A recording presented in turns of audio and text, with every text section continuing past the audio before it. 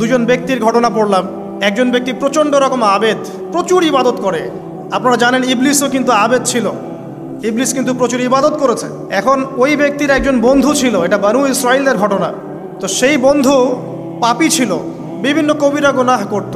আর এই আবেদ ব্যক্তি বারবার তাকে নসিহত করত, গুনাহ ছেড়ে দাও, তুমি পাপ করছো, গুনাহ ছেড়ে দাও। তখন সেই ব্যক্তি যে পাপ করছে সে বলতো যে আল্লাহ কি তোমাকে আমার রক্ষক বানিয়েছেন? আল্লাহ কি তোমাকে আমার উপর দারোগা বানিয়েছেন? আমাকে আল্লাহর হাতে ছেড়ে দাও, আমাকে নসিহত করতে শোনা।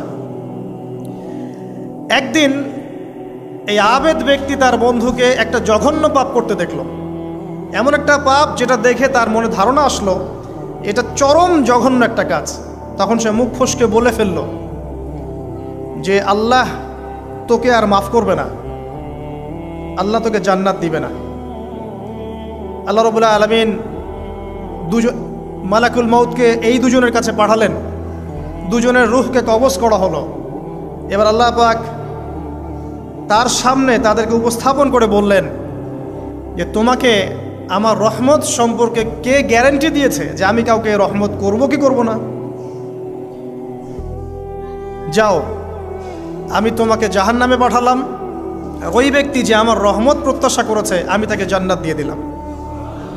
দেখুন, এই হাদিসটা শুনলে মনে হয় বাহ্যিক হয়তোবা মুখের একটা কথার কারণেই সে জাহান্নামে চলে গেল। আসলে বিষয়টা এমন নয়। বিষয়টা আমি আপনাকে বোঝাচ্ছি। বিষয়টা হচ্ছে ইবলিসের মতো। ইবলিস কিন্তু শুধু মন থেকেই বলেনি যে খলাকতানি মিন নার ওয়া খলাকতাহু মিন তিন, আমি কেন তাকে সেজদা করব আদমকে? আদম তো মাটির তৈরি আর আমি তো আগুনের তৈরি। এটা ইবলিসের শুধু মৌখিক স্টেটমেন্ট ছিল না, কারণ কি ছিল? আবা ওয়াস্তাকবার, সে উদ্ধত হয়েছিল, অহংকার প্রদর্শন করেছিল। ভিতর থেকে ইন্টারনালি সে অহংকারী ছিল, সে আন্ডার এস্টিমেট করে কথাটা বলেছে, শুধু মৌখিকভাবে বলে নাই। কিন্তু ঠিক এই ব্যক্তির ঘটনা এমনই, সে মন থেকে অহংকারী হয়ে উঠেছিল, যদিও বা সে আবেদ ছিল। এখানে আমরা যারা প্র্যাকটিসিং মুসলিম হওয়ার চেষ্টা করছি আমাদের জন্য এখানে নিদর্শন আছে।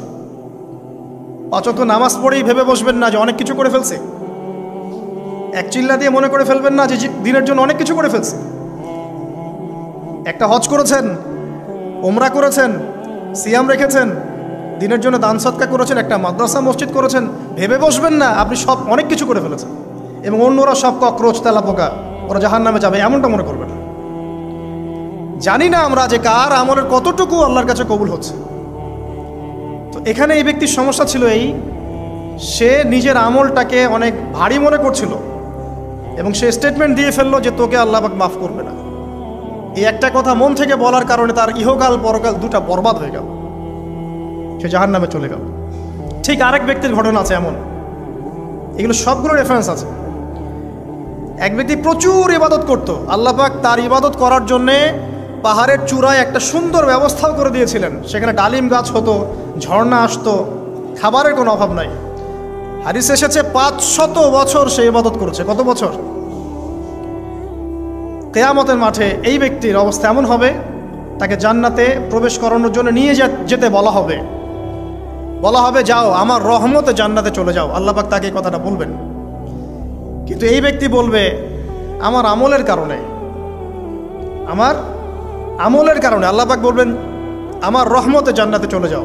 ব্যক্তি বলবে আমার আমলের কারণে। আল্লাহ রাব্বুল আলামিন তখন তাকে দেওয়া সমস্ত নেয়ামতগুলোকে এক পাল্লায় করবেন আর তার সমস্ত আমলকে আরেক পাল্লায় করবেন। তারপর দেখা যাবে আল্লাহর সমস্ত নেয়ামত তার একটা চোখের সমান হয় নাই। কথা কি বুঝতে পারছেন? একটা চোখের যে নেয়ামত আল্লাহ পাকের, সমস্ত আমল ও 500 বছরের ইবাদত এতটুকু হয়নি। তারপর তাকে বলা হবে ওকে জাহান্নামে নিয়ে যাও। এবার জাহান্নামে যাওয়ার সময় সে বলবে আল্লাহ তোমার রহমতে আমাকে মাফ করে দাও। তখন আল্লাহ পাক তাকে আবার ডেকে নিয়ে আসবে, বলবেন যে তোমাকে যে আমি ইবাদত করার জায়গা করে দিয়েছিলাম এটা কি তুমি নিজে করেছো না আমি করেছি? সে বলবে আপনি করেছেন। তোমাকে যে আমি সৃষ্টি করেছিলাম তখন কি তুমি কোনো আমল করেছিলে? বলবে না। তাহলে তোমাকে যে সৃষ্টি করেছি আমি, এটা কি তোমার আমলের কারণে? না। তোমাকে সারা দুনিয়াতে এত নিয়ামত দিয়েছি, এটা কি তোমার আমলের কারণে? সে বলবে না। তখন তাকে জান্নাতে প্রবেশ করানো হবে। কিয়ামতের মাঠে এমন অনেক ঘটনা ঘটবে যেটা আমাদের চিন্তার বাইরে। আরেকজন ব্যক্তিকে ডেকে আনা হবে, যে ব্যক্তি একটা দুটা নয় বরং 100টা খুন করেছে। সে 99 জন মানুষকে হত্যা করার পর ফতোয়া খুঁজে বেড়াচ্ছিল যে আমার তওবা কবুল হবে কিনা। একজন আবেদের কাছে গিয়েছে। আবেদ আর আলেম কিন্তু এক জিনিস না। আবেদ মানে যে প্রচুর ইবাদত করে, তার জ্ঞান কম, সে শুধু জানে কিভাবে ইবাদত করতে হয়। আলেম হচ্ছে সে যে শরীয়তের গভীর জ্ঞান জানে, আবার ইবাদতও করে। আবার যারা জ্ঞান আছে আমল নাই, সেও কিন্তু প্রকৃত আলেম না। প্রচুর জ্ঞান আছে কিন্তু জ্ঞান অনুযায়ী আমল করে না, সেও কিন্তু প্রকৃত আলেম নন। এবার আসেন তো, এই আবেদের কাছে গিয়ে সে বলছে আমার কি ক্ষমা হবে, আমি 99টা খুন করেছি। সে বলল তোমার আবার ক্ষমা, তোমার ক্ষমা নাই। তখন এই ব্যক্তি এই আবেদকে হত্যা করে 100টা খুন পূর্ণ করলো, ওকেও সে মেরে ফেলছে। আমার ক্ষমাই হবে না তো তোর বেঁচে থাকার কি দরকার, তুইও মর। কি বুঝতে পারলেন? বর্তমান বিশ্বের উগ্র মাথার পলিটিশিয়ানদের মতো অবস্থা। আমার দেশের সমস্যা, তোর দেশ পারমাণবিক বোমের উড়াই দিব, মানে এরকম একটা অবস্থা। তো আল্লাহ রাব্বুল আলামিন এই ব্যক্তির মধ্যে একটা চেতনা তৈরি করলেন যে আমাকে তওবা করতে হবে। সে তখন সার্চ করতে লাগলো আরও কোনো আলেম আছে কিনা। এরপর অনেক দূরে একজন আলেমের সন্ধান পাওয়া গেল। সে সেখানে গেল, তাকে গিয়ে বলল আমার কি ক্ষমা হবে। সে আলেম তাকে বলল হ্যাঁ তোমারও ক্ষমা হতে পারে, যাও তুমি ইস্তেগফার করো এবং এই এলাকা থেকে অন্য এলাকায় চলে যাও। মানে যে এলাকায় তুমি অনেক দিন ছিলে, যেখানে তুমি অনেক পাপ কাজ করেছো, এখানে থাকার দরকার নাই। তওবা করে তুমি অন্য কোথাও চলে যাও, নতুন একটা জীবন শুরু করো। এখানে থাকলে হবে কি, তোমার স্মৃতিগুলো তোমাকে তাড়িয়ে বেড়াবে এবং মানুষ তোমাকে খারাপ নজরে দেখতেই থাকবে, তুমি তখন কষ্ট পাবে। এই জন্য তুমি চলে যাও। তো চলে যেতে যেতে সে রাস্তায় ইন্তেকাল করে। এবার তার রুহ নিবে কে? এই জন্য দুদল ফেরেশতা আসছেন, জান্নাতি এবং জাহান্নামী। তাদের মধ্যে বাক বিতরটা হচ্ছে কে রুহ নিয়ে যাবে। তো জাহান্নামের ফেরেশতারা বলছেন সে এতগুলো খুন করেছে, তার রুহটা আমরা নিব। আর জান্নাতি ফেরেশতারা বলছেন না, সে তওবা করতে এসেছিল, অতএব সে আল্লাহর অভিমুখী হয়েছে, তার রুহটা আমরা নিব। আল্লাহ পাক এখানে একটা কৌশল করলেন। আল্লাহ পাক ফেরেশতাদেরকে বললেন তোমরা রাস্তাটাকে পরিমাপ করে দেখো, যেদিকে যাচ্ছিল তার পরিমাপ বেশি নাকি যেখান থেকে এসেছে ওর পরিমাণ বেশি।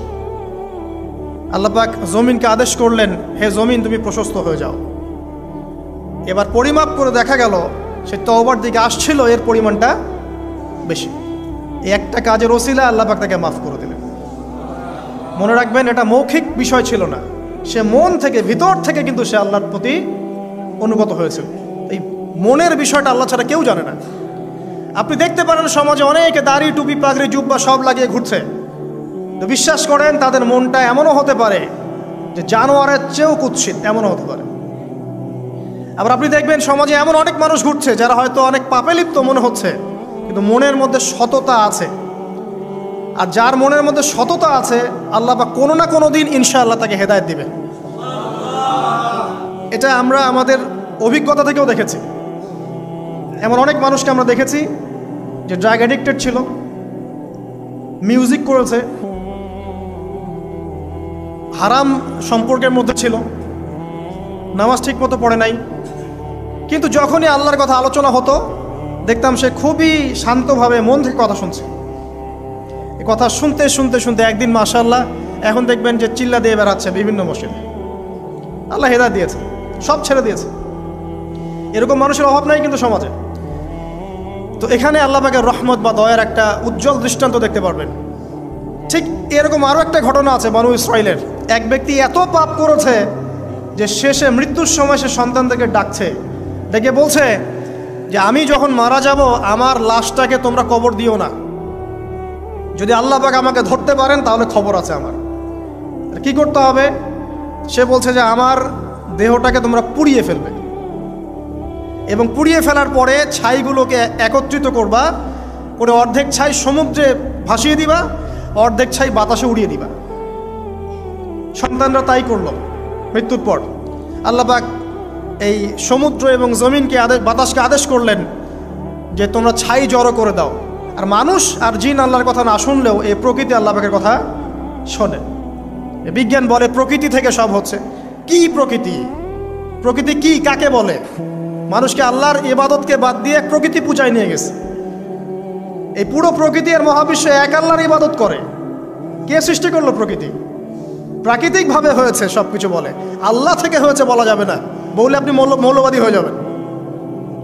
আল্লাহ শব্দ ইউজ করলে আপনি মৌলবাদী হয়ে যাবেন।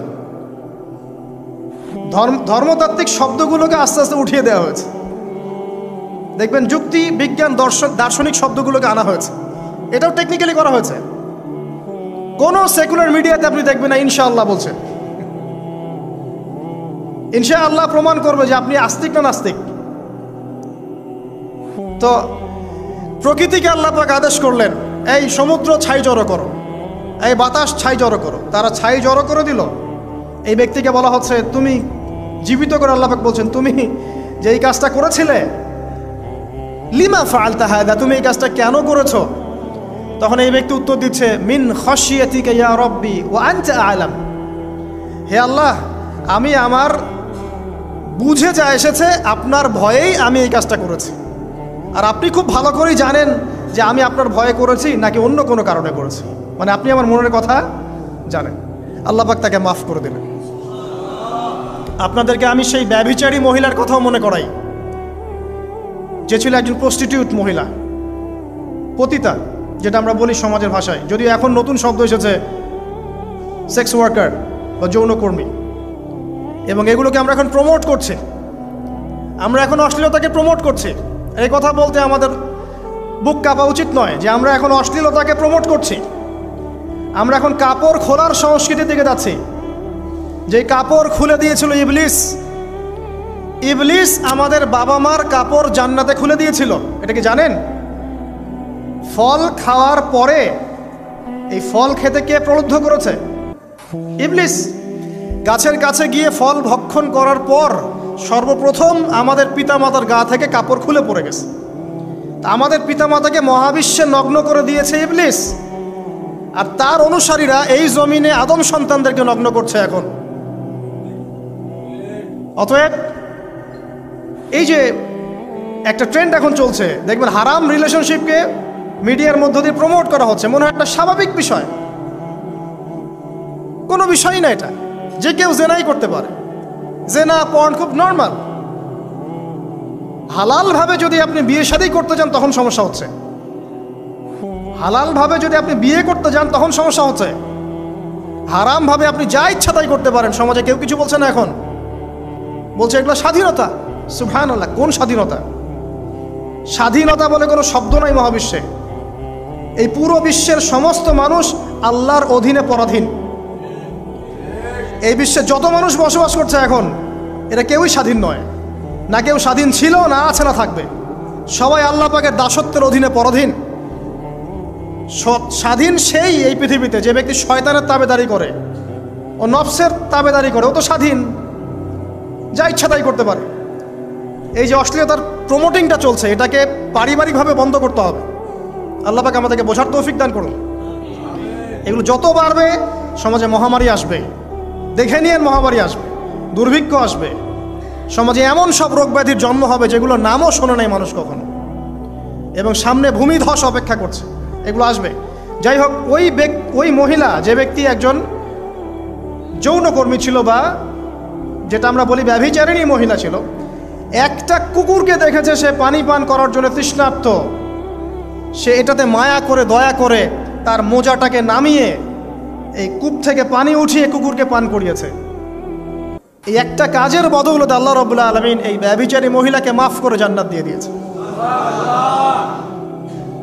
হাদিস এটাও এসেছে, নবী সাল্লাল্লাহু আলাইহি ওয়াসাল্লাম বলেছেন, ইরহামু মান ফিল আরদ, তোমরা সবাই জমিনবাসীর প্রতি রহম করো।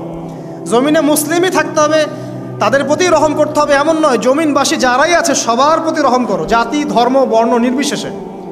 এমনকি পশু পাখির প্রতিও দয়া করো। ইরহামু মান ফিল আরদ, জমিনে যারা আছে সবার প্রতি রহম করো।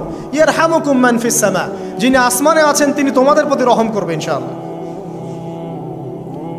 ইসলাম এই কথাগুলো বলেছে 1400 বছর আগে।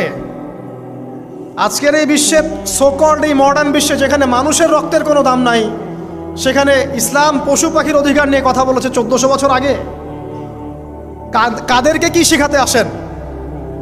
কোরআন এবং সুন্নাহর বাইরে অভ্রান্ত সত্যের কোনো উৎস আছে? এখানে যা আছে তাই চূড়ান্ত। মানতে চাইলে মানেন, না মানতে চাইলে জাহান্নামে যান, কেউ তো বাধ্য করছে না। লাকুম দীনুকুম ওয়ালিয়া দিন। আল্লাহ পাকের রহমত দেখেন। আরেকটা ঘটনা আছে এমন, একটা বিড়ালকে বেঁধে রেখেছিল এক মহিলা, খাবার দেয় নাই, কষ্ট দিয়েছে। একটা বিড়ালকে খাবার না দিয়ে কষ্ট দেওয়ার কারণে এই মহিলাকে আল্লাহ পাক জাহান্নামে পাঠিয়েছে। এরকম কত ঘটনা আছে। এই ঘটনাগুলো হাদিসের পাতায় বর্ণিত আছে। কোরআনে কি বলছে দেখুন। কোরআনের আমি কয়েকটা পয়েন্ট আপনাদেরকে খালি বলছি, এটা নিয়ে আমি সকালে ভাবছিলাম। আল্লাহ পাক আদম আলাইহিস সালামকে সৃষ্টি করেছেন আমরা সবাই জানি, কিন্তু আল্লাহ পাক সূরা সদের মধ্যে বলছেন ইবলিসকে, হে ইবলিস, তোমাকে কিসে বারণ করলো আদমকে সেজদা করতে, যে আদমকে আমি নিজের হাত দিয়ে সৃষ্টি করেছি। আল্লাহ রাব্বুল আলামিন যে আমাদেরকে এত যত্ন করে ভালোবেসে সৃষ্টি করেছেন, এটা কি আল্লাহ পাকের দয়ার নিদর্শন নয়? মহাবিশ্বের অন্য কোনো মাখলুক সৃষ্টির ব্যাপারে আল্লাহ পাক বলেন নাই খলাকতু বিয়াদাই, আমি নিজ হাতে তাকে সৃষ্টি করেছি।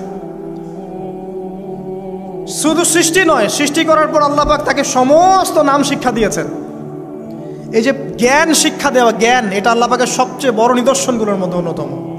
এবং আল্লাহ পাকের সবচেয়ে বড় দয়া, আমার মত এটা,